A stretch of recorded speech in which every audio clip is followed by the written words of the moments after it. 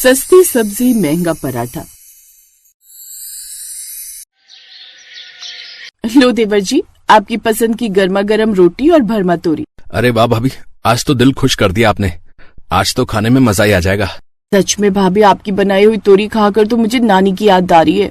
एक तरफ सब रजनी के खाने की तारीफ करते रहते हैं तो वहीं दूसरी तरफ उसकी सास कुंती कहती है, अरे बहू, आज रोटी में घी नहीं लगाए क्या? ऐसी सूखी रोटी खाने से तो अच्छा मैं अपना उपवास रख लूं। भला ऐसी सूखी रोटी गले से नीचे उतरती है क्या? वो माँ जी, मैं अभी घी लेकर आती हूँ।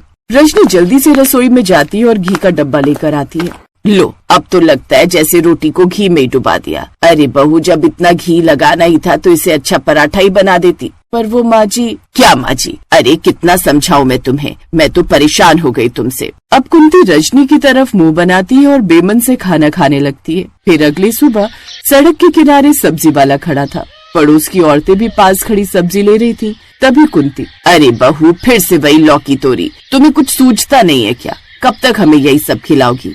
पर माँ जी, ये सब सब्जियाँ हमारी सेहत के लिए अच्छी होती हैं। कभी कभी स्वाद भी देखा जाता है। या तू सिर्फ यही सब्जियाँ खिलाती रहेगी? चलो अंदर आकर कुछ अच्छा सा बनाकर खिलाओ। ये सब देखकर सब्जी वाला और सभी औरतें रजनी पर हंसने लगते हैं और रजनी मुंह लटकाकर घर के अंदर रसोई में आ जाती है। फिर उसकी ननद आकर उसे कहती है, भाभी, लौकी तोरी से माँ को कुछ बीमारी है क्या? शायद, क्योंकि आज भी मुझे सबके सामने खरी खोटी सुनाने लगी। कोई नहीं भाभी, अगली बार से खाना माँ से पूछ कर ही बनाना कि माँ जी सब्जी बनाओ या गुलाब जामुन तल दूं। ये कहकर दोनों ननद भाभी हंसने लगती हैं और रजनी रसोई में सब्जी काटने लगती है। तभी कुंती अंदर आती है। बहू, तू फिर ये सब्जी काटने लगी? तुझे बोला था ना कुछ अच्छा सा बना। आप ही बता दो माँ जी, अच्छा सा क्या बनाऊं? मुझे नाश्ते में बढ़िया से पराठे बनाकर खिला। रजनी कुंती के कहने पर गोभी के पराठे बनाती है। फिर नाश्ते में सबके लिए गर्मा गर्म गोभी के पराठे परोसती है, जिन्हें देख कुंती कहती है, फिर गोभी के पराठे? क्या पूरी दुनिया में सिर्फ यही पराठे बचे हैं क्या? वो माँ जी, और पराठे सीखने की कोशिश कर रही हूँ। अरे शर्म करो कुछ। तुमसे 3 दिन पहले ही आई है मेरी बहन की बहू और जिस चीज के पराठे कहूँ वही बनाकर खिला देती है। अब तुम तैयारी करो, मेरे साथ अब 2 दिन उनके घर रहने चलो। माँ जी, आज ही? हाँ, आज ही। वहीं से सीख कर आना अब खाना बनाना। कुंती अपनी बहन को फोन करके अपने आने की खबर कर देती है और शाम को उनके दरवाजे पर खड़ी होती है। अंदर से कुंती की बहन प्रेमा हंसती हुई बाहर आती है। अरे आ गई महारानी। प्रेमा दोनों को अंदर ले जाती है। कुंती प्रेमा की बहू जानवी से कहती है, अब ये तेरे हवाले है जानवी बहू, इसको भी अपनी तरह खाना बनाना सिखा दे। भाभी, आज से रेसिपी क्लास शुरू। सबसे पहले पनीर पराठा। दोनों रसोई की तरफ चल देती है।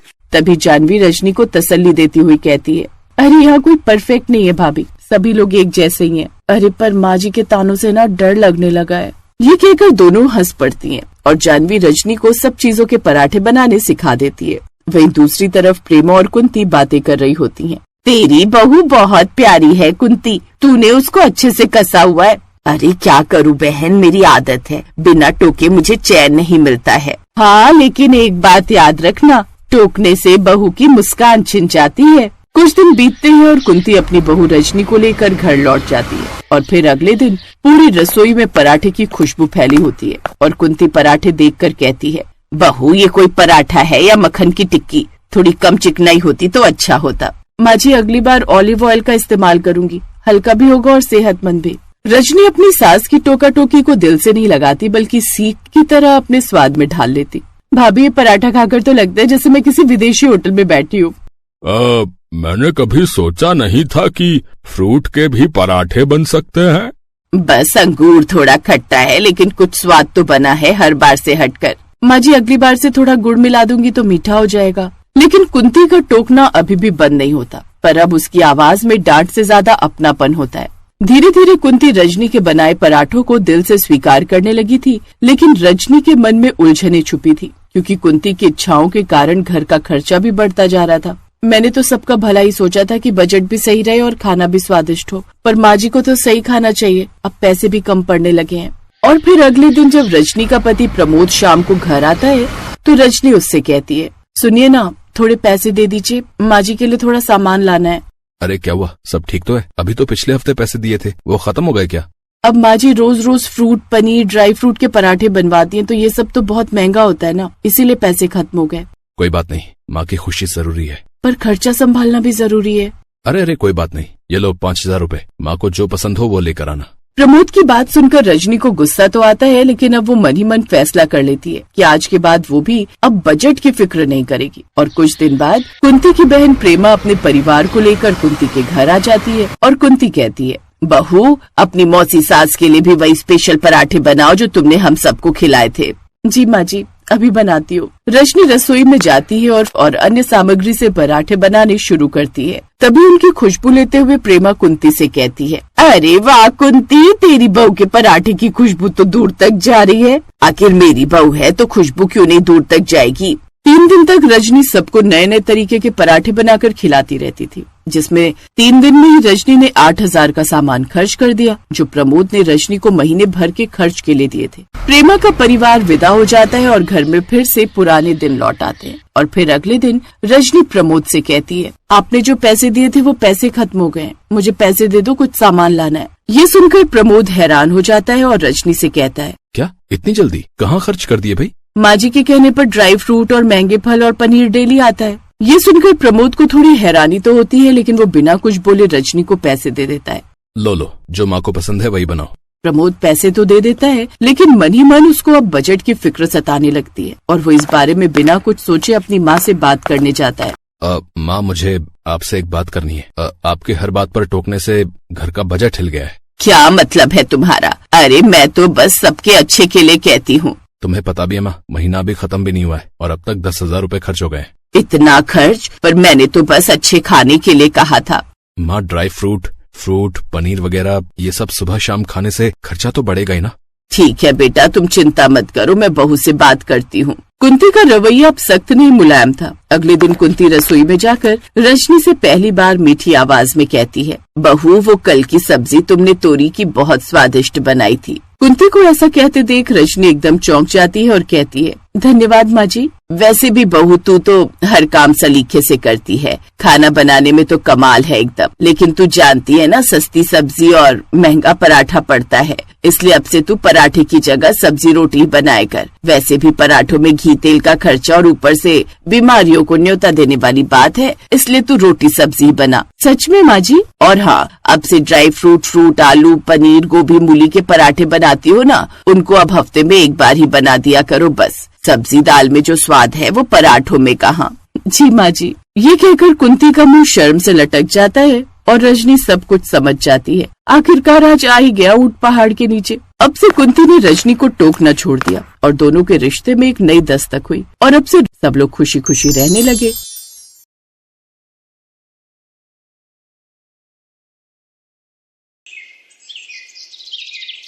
पार्वती अपनी नई बहू सोनम के इंतजार में हाथों में थाली लिए खड़ी थी।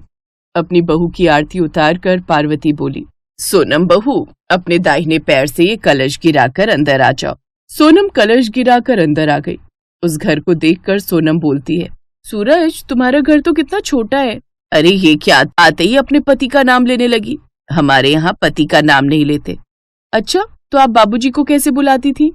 मैं तो इन्हें सूरज के पापा कहकर बुलाती थी।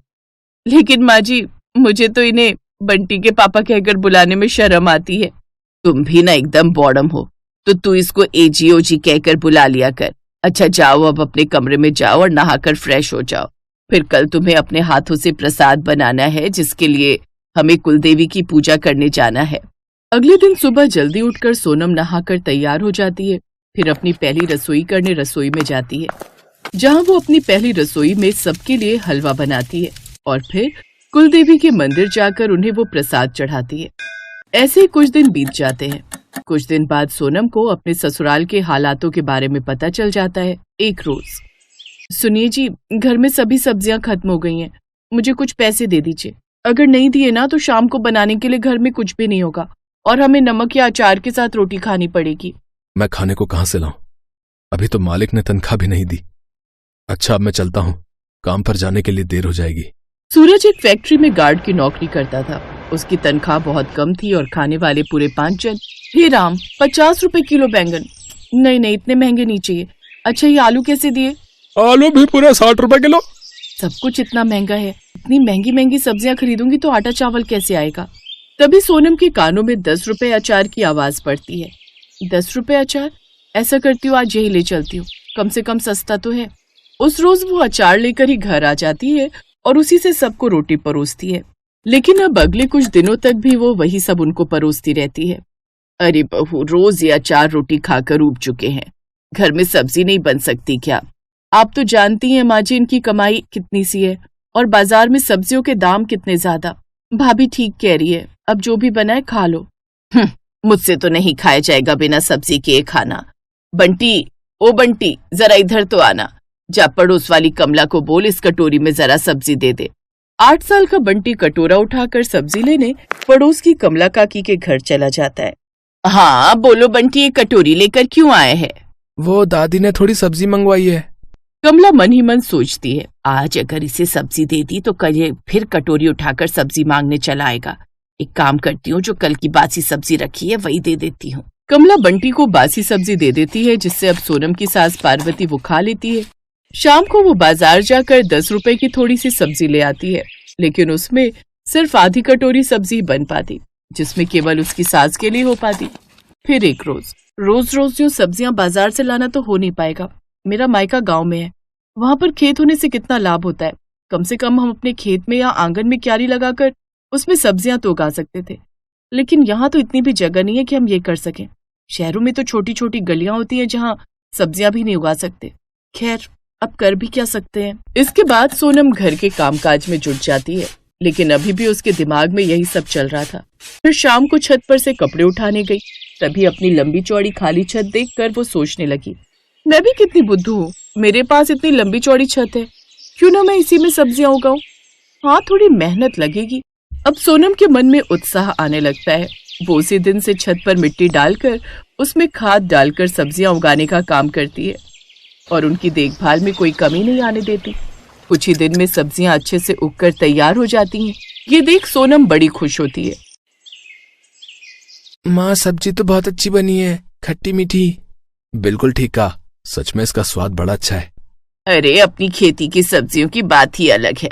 ये तो हमारी बहू की मेहनत है जो उसने शहर में छत पर भी इतनी अच्छी सब्जियों की खेती कर ली।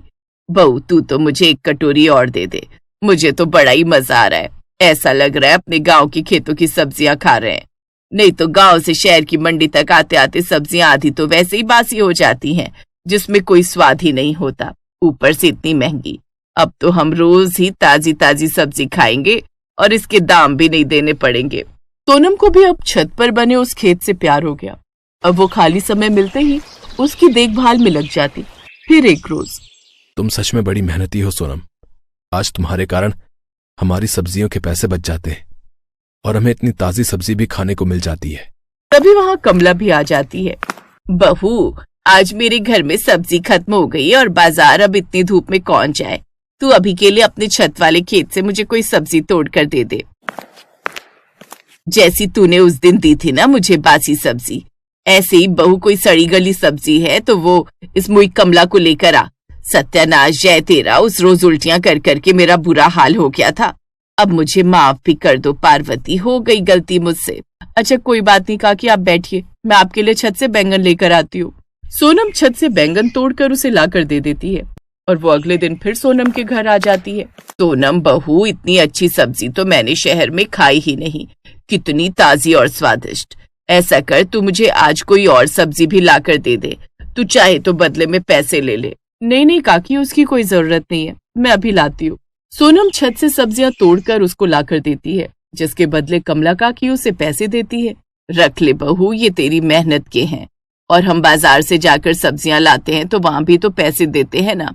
अरे मैं तो कहती हूँ कि तू ऐसी सब्जियां बाजार में बेचे ना तो तू अच्छी कमाई कर सकती है। पहली बार उन सब्जियों के दाम पाकर सोनम बड़ी खुश होती है और अब वो खुद का काम शुरू करने की सोचती है। वो अपने घर के बाहर ही ताजी सब्जियों का बोर्ड लगा देती है। अब जिसे भी वो ताजी सब्जियां चाहिए होती वो उसके घर आकर उसकी छत से सब्जियां खरीद कर ले जाते।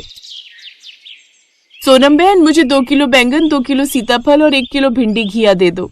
जी अच्छी बात है, अभी बांध देती हूँ। सोनम, तेरे कारण हमें भी कम दाम में अच्छी सब्जियां खाने को मिल जाती हैं। ये ले तेरे 300 रुपए। अब उनकी आर्थिक स्थिति काफी सुधरने लगी, क्योंकि अब मुफ्त की सब्जियां खाने के साथ साथ उन सब्जियों से कमाई भी होने लगी और अब घर खर्च तो सोनम की सब्जियां बेचकर ही चल पड़ता और सूरज की तनख्वाह सूखी बच जाती और अब वो खुशी खुशी से रहने लगे।